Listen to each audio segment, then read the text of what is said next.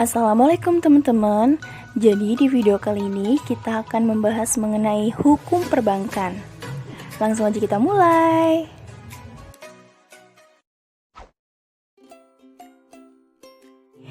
Menurut terminologi bank, kata bank berasal dari bahasa Itali, yaitu banca, yang berarti bench, yaitu suatu bangku tempat duduk. Dan bank sendiri menurut GMV Stewart yaitu badan yang bertujuan untuk memuaskan kebutuhan-kebutuhan akan kredit, baik dengan alat-alat pembayaran sendiri dan dengan uang yang diperolehnya dari orang lain untuk maksud itu, maupun dengan jalan mempertukarkan alat-alat pertukaran baru berupa uang giral. Selanjutnya, menurut Undang-Undang Nomor 10 Tahun 1998 tentang perbankan, yang pertama ada pasal 1 ayat 1. Perbankan adalah segala sesuatu yang menyangkut tentang bank, mencakup kelembagaan, kegiatan usaha, serta cara dan proses dalam melaksanakan usahanya. Yang kedua ada pasal 1 ayat 2. Bank adalah badan usaha yang menghimpun dana dari masyarakat dalam bentuk simpanan dan menyalurkan kepada masyarakat dalam bentuk kredit dan atau bentuk-bentuk lainnya dalam rangka meningkatkan taraf hidup rakyat banyak. Dan Undang-Undang Nomor 10 Tahun 1998 ini adalah perubahan atas Undang-Undang Nomor 7 Tahun 1992 mengenai perbankan. Karena perkembangan ekonomi yang berkembang cepat, kompetitif, dan terintegrasi dengan tantangan yang kompleks serta sistem keuangan yang semakin maju, diperlukan penyesuaian kebijakan di bidang ekonomi termasuk perbankan. Demikian juga dalam era globalisasi. Undang-Undang Nomor 10 Tahun 1998 tentang perubahan atas Undang-Undang Nomor 7 Tahun 1992 tentang perbankan disahkan Presiden B.J. Habibie pada tanggal 10 November 1998 di Jakarta. Jadi, hukum yang mengatur masalah perbankan itu disebut sebagai hukum perbankan atau banking law, yakni serangkaian ketentuan hukum positif yang masih berlaku sampai saat ini, baik dalam bentuk peraturan perundang-undangan, jurisprudensi, doktrin, dan lain-lain yang mengatur masalah-masalah perbankan sebagai lembaga dan aspek kegiatannya sehari-hari. Selanjutnya, ada pun yang dinamakan sumber hukum perbankan. Sumber hukum perbankan ini dapat dibedakan atas sumber hukum dalam arti formal dan sumber hukum dalam arti material. Sumber hukum dalam arti formal adalah tempat ditemukannya ketentuan hukum dan perundang-undangan secara tertulis yang mengatur mengenai perbankan.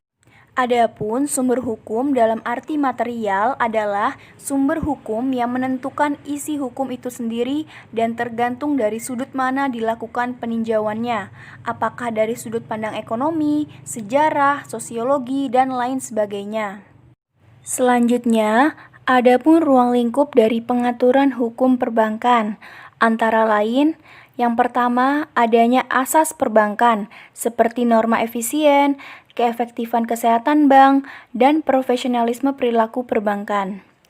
Yang kedua, para perilaku bidang perbankan, seperti dewan komisaris, direksi, dan karyawan, maupun pihak terafiliasi. Yang ketiga, kaidah-kaidah perbankan yang khusus diperuntukkan untuk mengatur perlindungan kepentingan umum dari tindakan perbankan, seperti pencegahan persaingan yang tidak sehat. Yang keempat, yang menyangkut dengan struktur organisasi yang berhubungan dengan bidang perbankan, seperti eksistensi dari Dewan Moneter, Bank Sentral, dan lain-lain. Yang kelima, yang mengarah kepada pengamanan tujuan-tujuan yang hendak dicapai oleh bisnisnya bank tersebut. Selanjutnya, adapun usaha-usaha bank umum. Yang pertama, menarik dana dari masyarakat dalam bentuk giro, deposito, sertifikat deposito, tabungan, dan bentuk-bentuk lainnya. Yang kedua, menyalurkan dana lewat pemberian kredit. Yang ketiga, menerbitkan surat pengakuan hutang.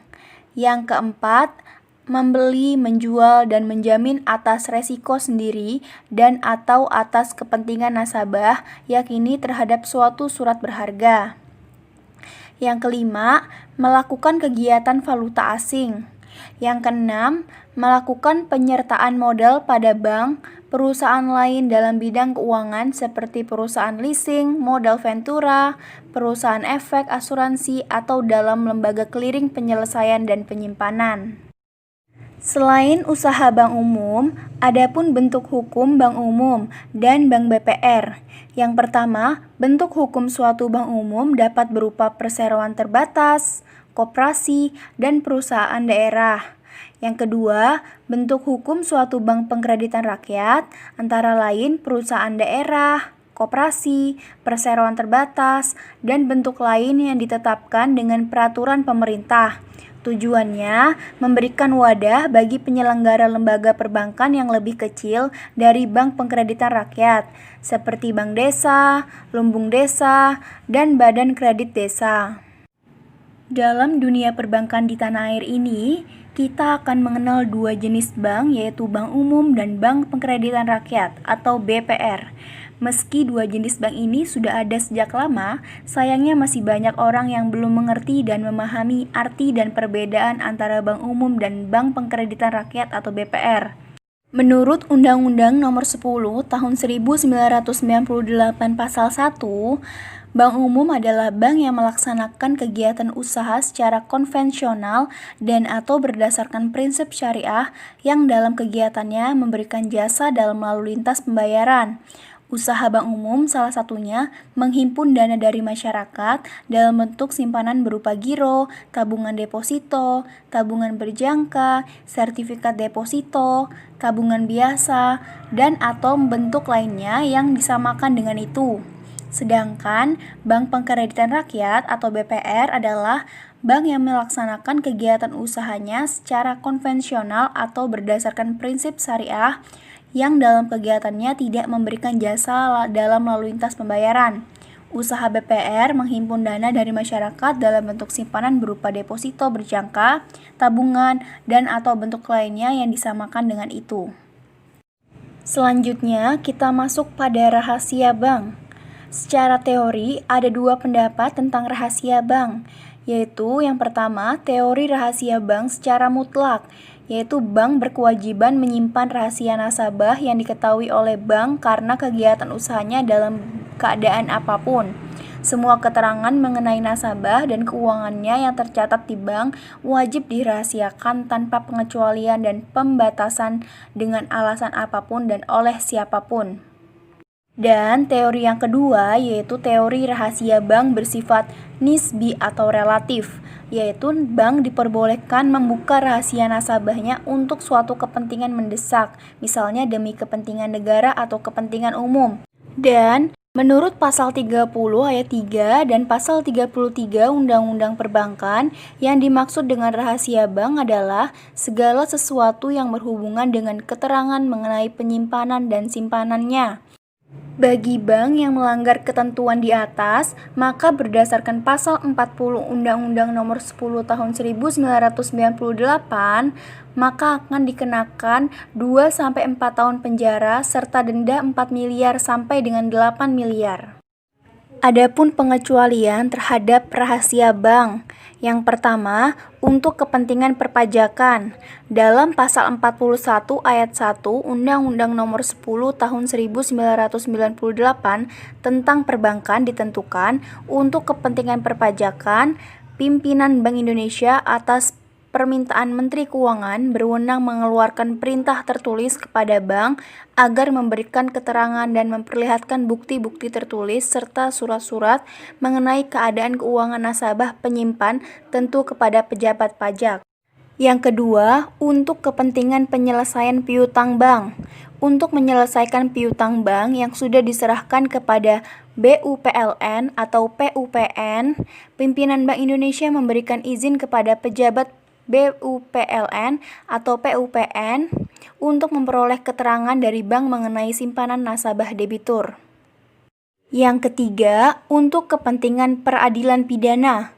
Untuk kepentingan peradilan dalam perkara pidana, pimpinan Bank Indonesia dapat memberikan izin kepada polisi, jaksa, atau hakim untuk memperoleh keterangan dari bank mengenai simpanan tersangka atau terdakwa pada bank.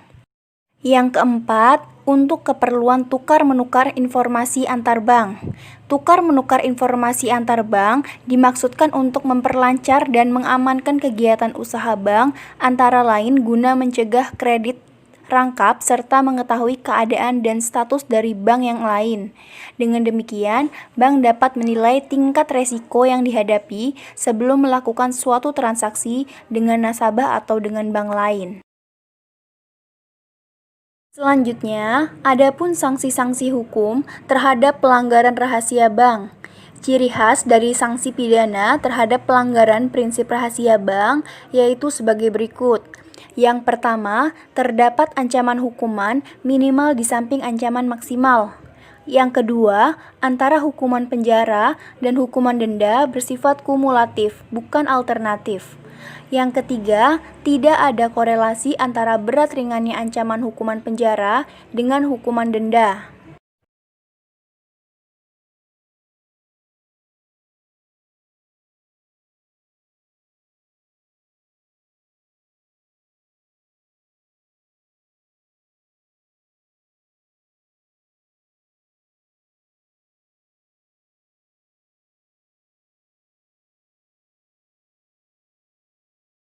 Dan selanjutnya, prinsip hukum tentang bank berdasarkan syariah. Yang pertama, dasar hukum bank berdasarkan syariah. Undang-Undang Perbankan Nomor 7 Tahun 1992 Pasal 6 dan Pasal 13 yang membuka kemungkinan bagi bank untuk melakukan kegiatan dengan prinsip bagi hasil dengan nasabahnya.